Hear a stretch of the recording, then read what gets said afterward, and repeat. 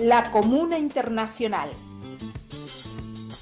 Desde Madrid, el análisis semanal de Jorge Fonseca. Y bien, que todo siga en su sitio, el camino, el precipicio y estas palabras. Y ahí estamos, ya estamos aterrizando en Madrid. Vaya a saber qué tiempo hace. Acá tenemos 13 grados. Es un día fresco, húmedo de otoño. ¿Cómo está la primavera ya, Fonseca? Buenos días. Hola, buenos días. Desde el punto de vista de la temperatura, realmente desbocada, porque en realidad no es normal que ayer tuviésemos 30 grados a la sombra, 36 grados marcaba en algunas paradas de autobús donde daba el sol, y estamos hablando de esto en mayo, en donde estamos en plena primavera y estas temperaturas son absolutamente anómalas, producidas por el cambio climático, producido por el capitalismo, que es tan depredador, deforestador, etcétera, que ha cambiado esto. Yo me niego a decir, estamos destruyendo el planeta. No, no, no, no, no, hay algunos que los cuidamos. Los que están destruyendo el planeta son los capitalistas y su sistema, que además, lo peor de todo, que no solo destruye el planeta, sino a la gente, está destruyendo a la humanidad.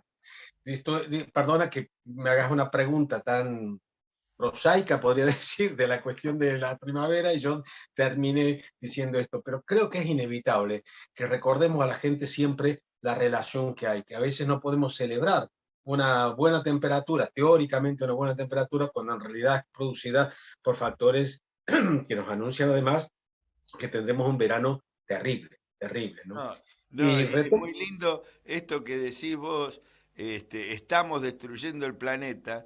Me hizo acordar a las empresas que dicen, bueno, estamos trabajando a pérdida, entonces no aumentamos los salarios.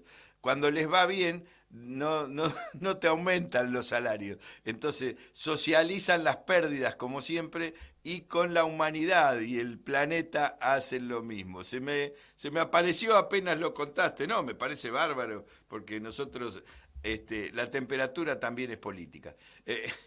Tiene que ver con eso. Así que bueno, adelante con tu sí, propuesta para hoy, que sí, creo en que realidad, tiene que ver y arranca con lo de por lo que Cristina, ¿no? escuché, me hubiese gustado escucharlo al queridísimo Carlitos Smerkin, eh, sobre Francia. Lo escucharé después, escucharé la grabación. Pero indudablemente eso que comentaste vos, que él había aludido y que en última instancia defendiste, creo que empalma perfectamente con lo que es lo que yo traigo y que es lo que vengo trayendo desde hace varias semanas. Desde hace varias semanas que viene apareciendo la palabra programa en el título de mi intervención.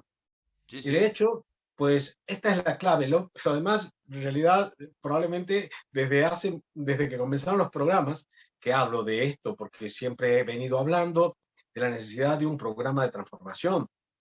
Y de hecho he venido proponiendo en distintas sesiones que ese programa de transformación a largo plazo, pues obviamente tiene que tener también planes de transición, por decirlo así, porque no podemos de un día para otro resolver los graves problemas de Argentina o de la humanidad, ya es mucho más complicado, pero en todo caso están relacionados y no son distintos.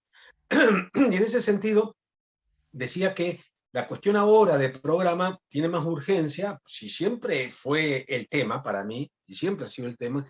Aquí hubo un dirigente de Izquierda Unida que falleció, muy respetado por todos, incluido, que llegó a tener una gran, digamos, un gran respeto, y diría incluso por toda la gente, incluso hasta que era de derechas, por decirlo, pero que le respetaba porque era un tipo austero, había sido profesor, cuando dejó la política volvió a serlo, profesor de secundaria, que era Anguita, Julio Anguita, gran dirigente, que siempre repetía, programa, programa, programa. Cuando me preguntaban, ¿qué hace? Programa, programa. Es decir, ¿por qué?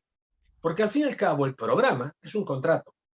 Y ese contrato, primero es entre las partes que acuerdan el programa, pero también es un contrato entre los que lo proponen y a quienes va dirigido, digamos, al pueblo. Nosotros venimos defendiendo aquí, también en esta columna, la necesidad de que ese programa se abra al debate a toda la gente, a todos los trabajadores, trabajadoras, para que sea un programa abierto, construido desde abajo.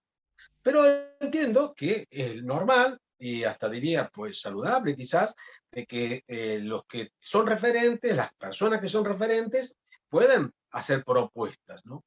Esto en general para la construcción de un programa, pero teniendo en cuenta, decía, la emergencia que tenemos ahora, y cuando digo emergencia me refiero en términos económicos, políticos y sociales, al margen de la emergencia climática, y teniendo en cuenta también la coyuntura, en el sentido de que estamos ya en campaña electoral, tanto en Argentina como en España, estamos en campaña electoral. O sea, el hecho de que falte teóricamente un año o más, obviamente sabemos la campaña, si normalmente es permanente, en este periodo se intensifica.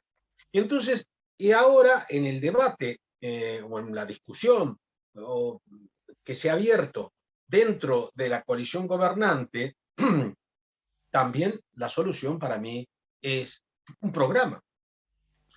Pero, como lo he dicho en semanas anteriores también, para mí la cuestión no es solo resolver el problema dentro de la coalición gobernante, porque la coalición gobernante, digamos, para las elecciones, se presentará unida, espero, o no, pero espero que sí, pero no será suficiente, me temo, para ganar. No será suficiente para ganar y por lo tanto la segunda vuelta necesitará el apoyo de la gente que no esté dentro de esa coalición, pero que, digamos, tenga que elegir entre votarle al partido mayoritario, que sería en todo caso el Frente de Todos, o a la derecha.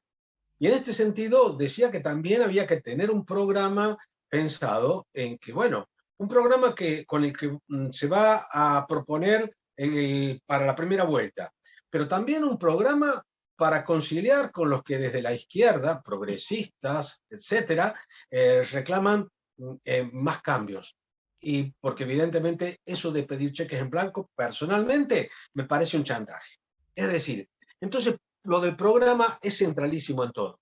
Y en el caso concreto de lo que estamos hablando ahora, ¿cómo se resuelve? Bueno, estamos a un año de las elecciones y ya no se trata solo de un programa para llevar a las próximas elecciones. Se trata de un programa para aplicar en lo que queda de legislatura para revertir las encuestas que dicen que realmente ahora mismo el Frente de Todos estaría, digamos, derrotado por la derecha. Y entonces, y esas discusiones que hay entre, por un lado, digamos, el presidente, la vicepresidenta, y por otra parte también de los distintos componentes del frente, se resolvería, creo yo, y creo que es la única manera de resolverlo, se resolvería diciendo, bueno, vale, tenemos diferencias, vamos a ver, acordemos cuáles son los puntos de encuentro. Porque, digamos, por un lado, no creo que, digamos, teniendo en cuenta cómo se construyó el frente, teniendo en cuenta además que, digamos, los votantes tenían claro de que en ese frente, digamos, el afluente mayoritario de votos estaba relacionado, digamos, a posiciones vinculadas a la vicepresidenta, a lo que se conoce como kirchnerismo, y que se entendía de que Alberto Fernández aportaba otro sector de votantes que era minoritario para el resultado global, pues parece lógico que, bueno, que haya un entendimiento. O sea, no lo entiendo. Pues, un entendimiento entre... Pero lo que no puede ser es que se base solamente ni creo que sería bueno que se basara únicamente en las propuestas del sector kirchnerista, como tampoco, digamos, en lógica de una coalición, ni tampoco, como parece que está ocurriendo, fundamentalmente en la lógica del sector, digamos, de Alberto Fernández. Y digo esto porque sabemos que Alberto y creo que Guzmán, y, bueno, miembros del gobierno, están aquí en España. Ayer tuvo una entrevista en televisión española bastante extensa, bueno, 20 y pico minutos, en donde explayó sus argumentos. Hay que reconocerle que cuando le preguntaron sobre el conflicto le quitó importancia, como creo que no puede ser de otra manera, y dijo que bueno, que son partes de un debate en ámbito de respeto. Luego en la entrevista que le hicieron en El País, fue un poco más crítico con Cristina, porque ahí mencionó que, bueno, bueno, que a veces algunas opiniones de Cristina, pues no tenían fundamento, en fin. Pero bueno, no tampoco nada que yo considere que sea abiertamente insultante, ¿no?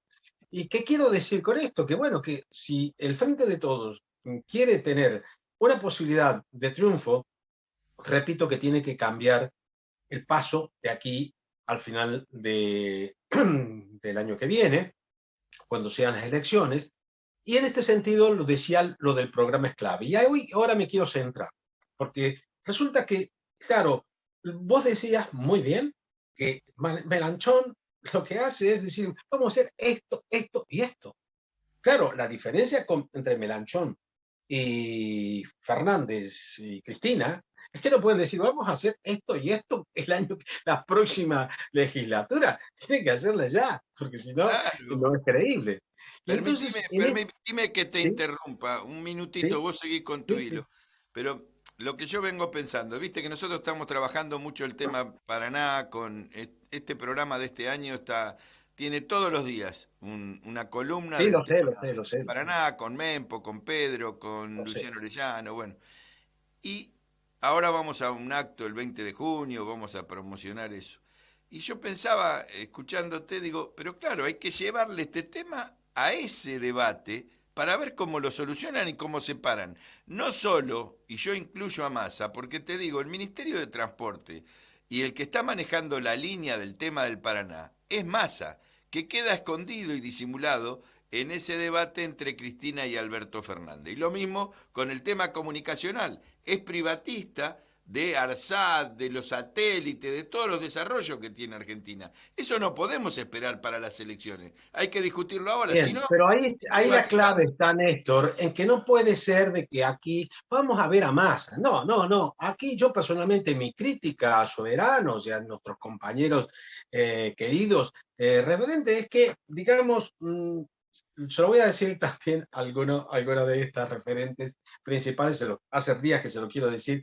Lo que pasa es que pensaba hacerlo por escrito, pensaba escribir un artículo reflexionando sobre esto, que basta ya de criticar a Fernández. O sea, la crítica en realidad en estos momentos no me parece operativa. Si lo que tienen que hacer es decir, bueno, mire, tenemos esta propuesta y pedir, hablar con él para, digamos, negociar esa propuesta. Lo demás es de alguna manera visto por la gente. Bueno, esto es, en fin, está criticando más al gobierno que a la oposición, etcétera.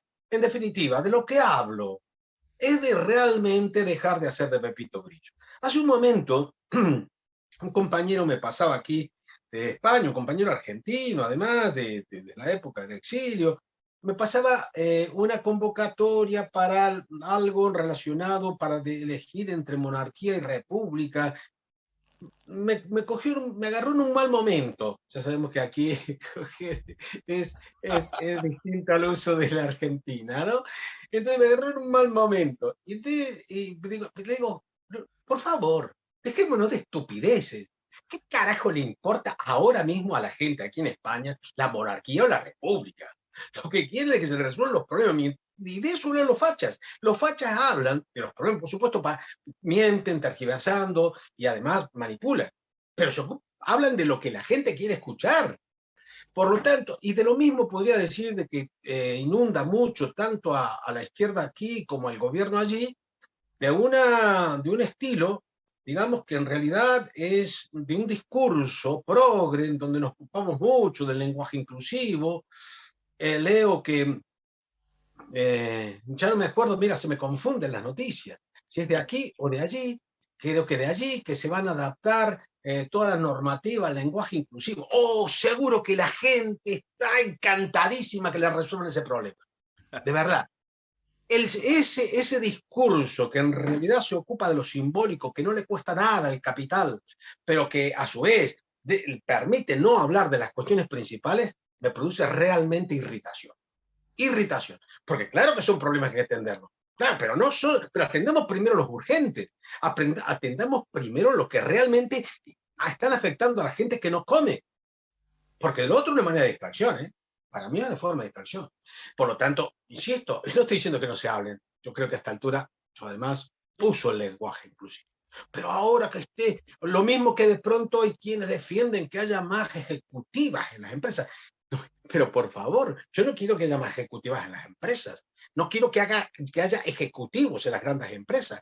No quiero sostener a los grandes ejecutivos, no quiero sostener a las grandes corporaciones. Entonces, por lo tanto, ese falso igualitarismo en realidad me produce, insisto, voy a decir irritación, porque me salen más cosas. En definitiva, la cuestión del programa es clave. Y en este sentido, ayer escuchándolo a Alberto y leyendo también entrevista, también en El País, a Alberto y también a Guzmán, claro, si uno lo lee, en el fondo no hay nada que chirríe mucho, pero detrás de ese discurso hay cosas que son falacias. Por ejemplo, dice, no, claro, porque nosotros no hacemos nada que nos haya impuesto el fondo, sino que si queremos bajar Salió el... como es. Te salió Sí, como es. exacto. No hacemos nada que nos pida el Yo frente. le interpreté el subconsciente.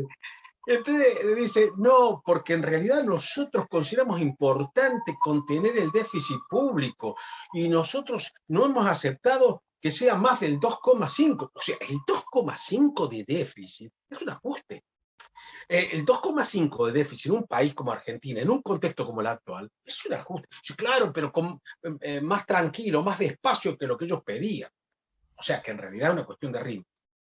Y en ese sentido, lo que calla, lo que no dice, es que el déficit en sí mismo podría ser del 10% y ser malo, o del 2% y ser malo, o incluso no haber déficit y ser también malo, porque lo que importa es cómo se consigue esa diferencia entre ingresos y gastos. Si vos tenés muy pocos ingresos y muy pocos gastos, a lo mejor no tenés déficit. No hay sanidad, no hay educación, etc. Pero incluso teniendo un déficit alto puede pasar lo mismo. En definitiva, de lo que hace falta es una política fiscal. Además, me prometía no hacer una reforma fiscal y cumplir. Pero si tenía que hacer una reforma fiscal, pero progresiva. Por lo tanto, que no nos vendan la moto. Y en este sentido, hay que construir un programa y planteárselo. Mire, no, si nosotros sí queremos una reforma fiscal, pero al contrario de la que quiere el fondo. Nosotros queremos una reforma fiscal que realmente grave los ingresos financieros, grave mucho más las operaciones de la rural y que desgrave a los trabajadores de bajas rentas. Y eso significa reducir el impacto del IVA, significa aumentar el impuesto a las ganancias, significa aumentar el impuesto a sociedades, los tipos, y además hacer un abanico también en función de los ingresos, un impuesto a la riqueza permanente, no una contribución. Significa políticas relacionadas a las que ustedes, justamente me refería a la cuestión de la soberanía en el Paraná, porque no es solo una cuestión de soberanía, sino también de ingresos. Se ha explicado muy bien, aquí con Alcira hemos tenido la suerte de compartir y a escribir en algún momento algún texto en donde precisamente señalábamos que efectivamente esto podría suponer una fuente de ingresos para el Estado. No es solo ya la soberanía de quien controla el Paraná. Y en este sentido, yo creo y les critico a todos, incluidos a soberanos, por ejemplo, les critico que no estén haciendo una propuesta y se la planteen al gobierno. Porque solamente el discurso de cara a las elecciones no mueve molino. Mientras tanto va a caer el apoyo al gobierno, va a ser muy difícil revertir estos resultados. De ahí que la cuestión del programa, decía, se convierte en urgente y requiere todo esto. Requiere por un lado eso, requiere por otro lado también, digamos, una serie de políticas a medio y largo plazo, porque lo que estamos diciendo tiene que ver con cuestiones obviamente inmediatas, pero inmediata también es la mejora sustancial del ingreso de los trabajadores y trabajadoras, que tiene que ser urgente, es decir, para ayer. Claro. ¿Y esto cómo se consigue? Se consigue primero elevando fuertemente el salario mínimo y no como pide Máximo que se adelante lo acordado. No, tiene que ser mucho más. Eso no es suficiente. Eso es una tirita, una curita, como se dice allí. Y por lo tanto tiene que ser más fuerte, pero tiene que ser más fuerte el intervencionismo. Que no me vendan la moto de que ayer acordaba la provincia con los docentes y sanitarios un aumento del 60%. Ya lo he explicado muchas veces aquí. Si vos tenés cobrás 100 euros, por decirlo, $100 a principio de año, y hay una inflación del 50% durante ese año, que al final del año te aumenten el 60%, no te resuelve la pérdida que has tenido durante todo ese año de ingresos, que te tendrían que haber estado ajustando diariamente, por decirlo, mensualmente al menos. Es decir, realmente lo que va a ocurrir es que por 2 días le van a haber ganado la inflación y te venden la moto como que le ganaron la inflación. Por favor, lo digo categóricamente, no gana la inflación, por favor, no mientan, compañeros, no mientan, no le gana la inflación. Es una cosa que por un día le puede ganar a la inflación, pero la ha perdido durante un año y la perderá dentro de 10 días. Y por lo tanto, estas cuestiones son las que hay que atender, es las que hay que exigir. Y para combatir la inflación, obviamente es imprescindible, irrenunciable, aumentar la retención. Es fundamental porque es lo que opera sobre los precios internos de los alimentos. Es imprescindible también exigir una serie de cuestiones que muchos compañeros y compañeras venimos defendiendo, como que es que haya que tener una intervención del Estado. Se pensó que en algún momento Vicentí podía servir para eso, que operase como una especie de IAPI, si quieres, ¿no? En el sentido de tener reservas de alimentos para que el Estado pueda intervenir en el Estado. Parece que se tiene miedo de regular. Todo lo que se dice en peronista, les digo yo que miren lo que hizo Perón en el 45-55. Así que, por favor, yo cuando me dicen... Jorge, te cuento, tenemos que cerrar, pero te cuento que ese trabajo lo está haciendo, así para el discurso con nosotros y la charla, don Alfredo Calcaño, que tiene 97 años, y dice, está contando lo que pasaba hace 70 años cuando se producían ese tipo de hechos en la época del peronismo. Digo, sin duda, pero lo que quiero dejar constancia, querido Néstor, es de que los que somos, digamos, predicadores, como don Alfredo y un montón de que hacemos este discurso, no movemos molinos, movemos algunas conciencias y pocas, que lo que hace falta, que los que están actuando en primera línea de política realmente modifiquen el chip, dejen de hacer de Pepito Grillo, que discuten, que se hizo mal, que es esto, y que actúen como políticos y políticas que evidentemente lo que buscan es conseguir transformaciones. Y la primera transformación que conseguir es la política, una dirección que recupere los ingresos de los trabajadores, que recupere el ingreso de los jubilados y las jubiladas, que es otra cosa que inmediatamente se debe producir. Y ahí sí, entonces vamos a ver si Alberto y Guzmán pueden decir, no, nosotros no seguimos las instrucciones del fondo, porque si no pueden aumentarle a los jubilados y jubiladas para recuperar la pérdida de poder adquisitivo, pues están haciendo lo que el Fondo Monetario les ha dicho, que no se pasen de la raya, que respeten el déficit y que ellos en todo caso dicen, bueno, pero vamos a ser un poquito más lento, pero no hace falta, no tienen que hacerlo más lento. Ahora mismo necesitan tener déficit a la vez que tomar medidas desde el punto de vista recaudatorio para recuperar la brecha que se produzca del aumento inmediato de jubilaciones, pensiones y salarios y toda una serie de transferencias a los trabajadores para mejorar su situación de ingresos. Si no, se está trabajando para el triunfo de la derecha. Y aquí es responsable el gobierno, como también los que, digamos, desde las posiciones críticas, realmente no empujan abiertamente el gobierno. La revolución no se hace por Twitter. Muy bien. Un abrazo. Gracias, Jorge. Hasta la semana que viene.